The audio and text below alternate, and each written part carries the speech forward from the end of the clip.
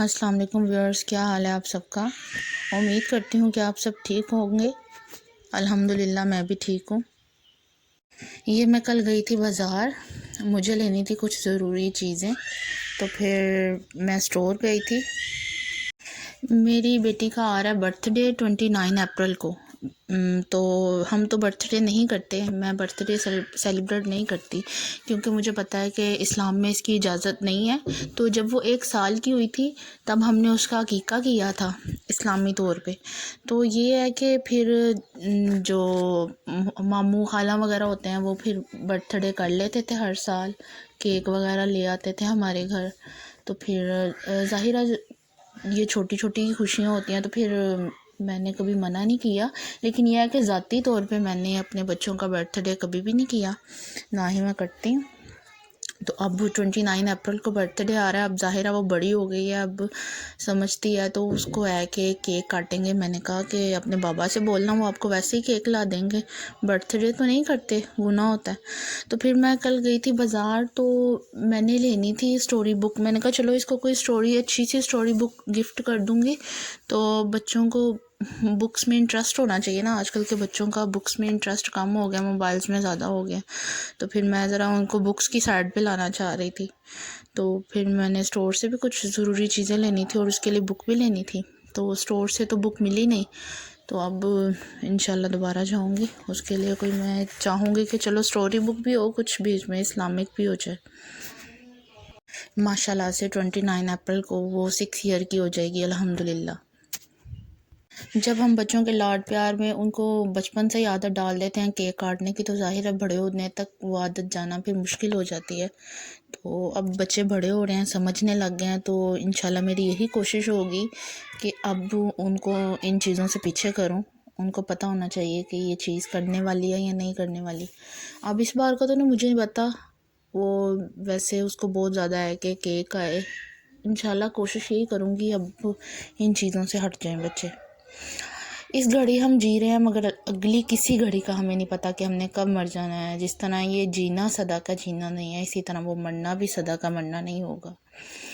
ایک دن ہم اسی روح و بدن کے ساتھ ایک دوسری دنیا میں کھڑے ہوں گے۔ ہمیں ایمان ہونا چاہیے نا آخرت کا۔ اس روز آخری عدالت لگے گی، ہم سب کے اعمال نامے کھولے جائیں گے۔ ہمارے اعمال کے حساب سے ہماری جتنی یا خدا نخواستہ جہنمی ہونے کا فیصلہ سنایا جائے گا۔ سوری، جنتی بولنا تھا، جتنی بول دیا۔ مطلب کہ ہمارے اعمال کے حساب سے ہمارے جنتی یا جہنمی ہونے کا فیصلہ سنایا جائے گا۔ ہم میں سے ہر شخص اس دن جہنم کے دردناک عذاب سے بچنا چاہتا ہے اور آخرت کی کامیابی کا طلبگار ہے، مگر ہمیں اس بات کو جاننا چاہیے کہ وہاں کامیابی صرف ایک ہی راستے سے ہمیں مل سکتی ہے، اور وہ تقویٰ کا راستہ ہے۔ اللہ تعالیٰ نے ارشاد فرمایا، آخرت کا گھر بہتر ہے ان لوگوں کے لیے جو تقویٰ اختیار کریں۔ تو ہمیں اس راستے پر گامزن رہنے کے لیے ہر ممکن طریقہ اختیار کرنا چاہیے نا۔ اس مقصد کے حصول کے لیے سب سے بہتر طریقہ کیا ہے؟ اللہ تعالیٰ نے فرمایا، اے ایمان والو، تم پر روزے فرض کیے گئے ہیں جیسے کہ تم سے پہلے لوگوں پر فرض کیے گئے تھے، تاکہ تم تقویٰ اختیار کرو۔ روزے کے بہت زیادہ فائدے ہیں، اس سے بیماریاں دور ہوتی ہیں، بہت سے فائدے اللہ تعالیٰ نے اس میں ہمارے لیے رکھے ہیں۔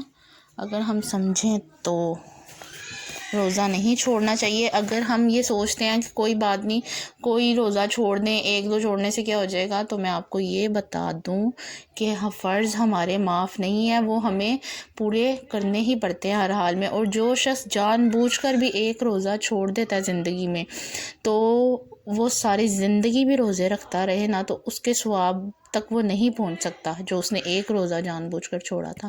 تو بلا وجہ میں جان بوجھ کر روزے مت چھوڑیں، یہ فرض ہیں، اور ہر حال میں ہمیں اپنا فرض پورا کرنا ہے۔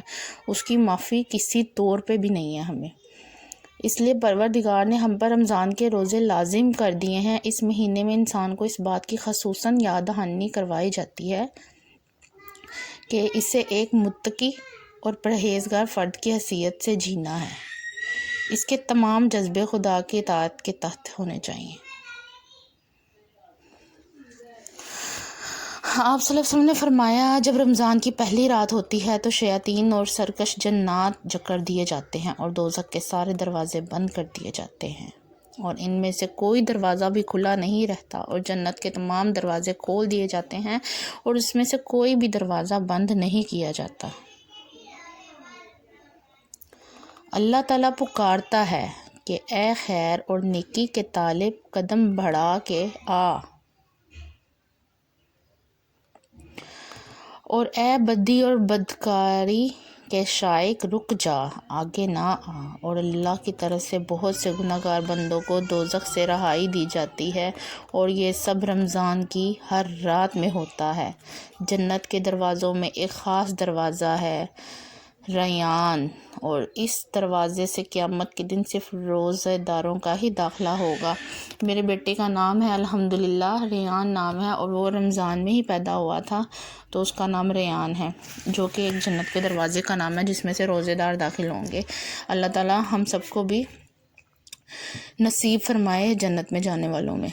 جو رمضان میں ایک روزہ بھی جان بوجھ کر چھوڑ دے بغیر رخصت اور شرعی اور بلا مرض کے، تو تمام عمر کا روزہ رکھنا بدلہ نہیں اتار سکتا۔ یہ ترمذی کی حدیث ہے۔ روح انسانی کی فطرت رجوع اللہ ہے، مگر نفس کی خواہشات اور شہوات اس کی فطرت کو مجروح کرتی رہتی ہے۔ روزہ نفس کے میلانات پر پابندی عائد کر کے روح کو اس کے فطری رجحان کے مطابق پروان چڑھنے میں مدد دیتا ہے۔ اس کے نتیجہ میں بندہ دنیا سے کٹ کر اللہ کی رضا کے لیے سرگرم عمل ہو جاتا ہے۔ اسی وجہ سے اللہ تعالیٰ نے اس کا خاص اجر بیان کیا ہے کہ آپ صلی اللہ علیہ وسلم نے فرمایا، آدمی کے ہر اچھے عمل کا ثواب 10 گنا سے 700 گنا تک بڑھا دیا جاتا ہے، مگر اللہ کا ارشاد ہے کہ روزہ اس عام قانون سے منتشنہ اور بالا تر ہے۔ وہ بندہ کی طرف رجوع سے خاص میرے لیے ایک تحفہ ہے، اور میں ہی اس کا اجر و ثواب دوں گا۔ میرا بندہ میری رضا کے واسطے اپنی خواہش نفس اور اپنا کھانا پینا چھوڑ دیتا ہے۔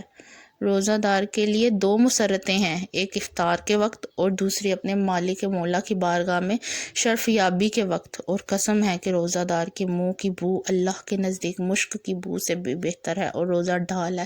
دیکھیں، جب ہم روزہ رکھتے ہیں تو ہمارے منہ میں ایک اسمیل سی پیدا ہو جاتی ہے، اور ہم اس بندے کے پاس نہیں بیٹھ سکتے نا کہ اس کے منہ سے بیڈ اسمیل آ رہی ہے، لیکن دیکھیں اللہ کو وہ روزے دار کے منہ کی وہ بو مشک سے زیادہ پسند ہے۔ اللہ تعالیٰ کو وہ خوشبو اتنی پسند ہے روزے دار کی۔ دیکھیں اللہ تعالیٰ نے کتنا روزے دار کو پسند کیا ہے، کتنے اجر دیے ہیں اگر ہم سمجھیں تو۔ روزہ بیک وقت 2 چیزوں کی تربیت کرتا ہے، ایک شکر اور دوسرا تقویٰ۔ کھانا اور پانی آدمی کی ایک سب سے بڑی ضرورتیں ہیں نا۔ جب پیاس سے آدمی کا خلق سوکھ جاتا ہے، جب بھوک سے آدمی کی انتڑیاں سوکھنے لگتی ہیں، اس وقت اس کو معلوم ہوتا ہے کہ وہ کتنا کمزور ہے، اللہ کی مدد کا کتنا بڑا محتاج ہے۔ یہ تجربہ اس کو اللہ کی عظمت اور اس کے مقابلہ میں اپنے عجز کا احساس دلاتا ہے، جو کہ تقویٰ کا حاصل ہے۔ کہ ویسے انسان کو پتہ نہیں نہ چلتا اپنی بے بسی کا، اللہ کی نعمتوں کا، تو روزے کی حالت میں وہ ان سب چیزوں کو سمجھنے لگتا ہے۔ پھر جب شام کو وہ کھانا کھاتا ہے، پانی پیتا ہے، تو اس بات کا تجربہ کرتا ہے کہ اس نے خدا نے کتنی مکمل صورت میں اس کی ضرورتوں کا انتظام کر رکھا ہے۔ اس کا دل احساس مندی کے جذبات سے بھر جاتا ہے، اس کی زبان شکر پر حمد و شکر کے کلمات جاری ہو جاتے ہیں۔ وہ سوچتا ہے کہ جس خدا نے اسے نعمتیں دی ہیں، اس کے لیے اگر میں اپنی پوری زندگی بھی قربان کر دوں تو حق نہیں ادا ہو سکتا۔ یہ شکر اسے اپنے رب کی فرما برداری کی طرف مائل کر دیتا ہے۔ رمضان میں انسان 1 ماہ تک اس بات کی مشق کرتا رہتا ہے کہ اپنے خالق و مالک کی خوشنودی کس طرح حاصل کرے، جائز خواہشات کو بھی دبائے، اور ہر سال یہ مشق اسے اس قابل بناتی چلی جاتی ہے کہ وہ زندگی کے ہر معاملے میں اپنی خواہش و جذبات کی خوشنودی حاصل کرنے کی بجائے اپنے رب کی خوشنودی حاصل کرے۔ اس طرح وہ خواہشات اور جذبات کی غلامی سے نکل کر اپنے پروردگار کی غلامی میں آ جاتا ہے۔ یہی غلامی اسے جنت میں لے جاتی ہے۔ اس مہینے کی عظمت اور برکت بلا شبہ بہت عظیم ہے، لیکن ایسا بھی نہیں ہے کہ اس کی رحمتیں اور برکتیں ہر شخص کے حصے میں آ جائیں۔ دیکھیں، آپ ایک کسان کی مثال لے لیں کہ وہ محنت کرتا ہے اتنی تو جنت کے انعامات کی فصل تیار ہوگی، اور جتنی محنت کریں گے اتنی اچھی فصل ہوگی نا اس کی، تو اگر وہ فصل کی تیاری نہیں کرے گا تو ادھر اس کو کون سا پھل ملے گا. تو ہم یہ سمجھ لیں کہ بس ہم نے روزے رکھ لیے تو ہم نے سب کچھ پورا کر لیا. ہمارا یہی حساب ہے، بس ہم روزے رکھ لیتے ہیں، نماز پڑھ لیتے ہیں، لیکن اس مہینے میں اتنی رحمتیں برکتیں ہیں کہ ہم رمضان پا کے بھی اس سے محروم رہتے ہیں، ہم اس کو حاصل نہیں کر پاتے. ہمیں نالج ہی نہیں ہے نا. جتنی ہم فصل ابھی سے ہی بولیں گے اتنی ہم کاٹ لیں گے. اگر آپ ایک غافل کسان کی طرح سوتے رہ جائیں گے تو روزہ اور تراویح کی رحمتوں کی ساری بارش بہ جائے گی اور آپ کے ہاتھ کچھ بھی نہیں آئے گا. تو ایسا نہ ہو کہ رمضان گزر جائے اور رحمتوں اور برکتوں کے باوجود ہم لوگ اتنے بد نصیب ہوں کہ کچھ بھی حاصل نہ کر سکیں اور ہماری جھولی خالی رہ جائے اور اپنے حصہ کی ہماری رحمتیں لوٹنے کے لیے اپنی کمر کس لیجیے. آئیے دیکھتے ہیں کہ رمضان کی تیاری کیسے کی جائے اور رمضان میں کن باتوں کا خیال رکھنا چاہیے اور کن باتوں سے بچنا چاہیے. یہ سب انشاءاللہ میں آپ کو نیکسٹ ویڈیو میں بتاؤں گی کہ ہمیں کن باتوں کا خیال رکھنا چاہیے اور کن باتوں سے بچنا چاہیے رمضان کے بارے میں. انشاءاللہ اس ٹاپک کو ہم کنٹینیو ضرور کریں گے.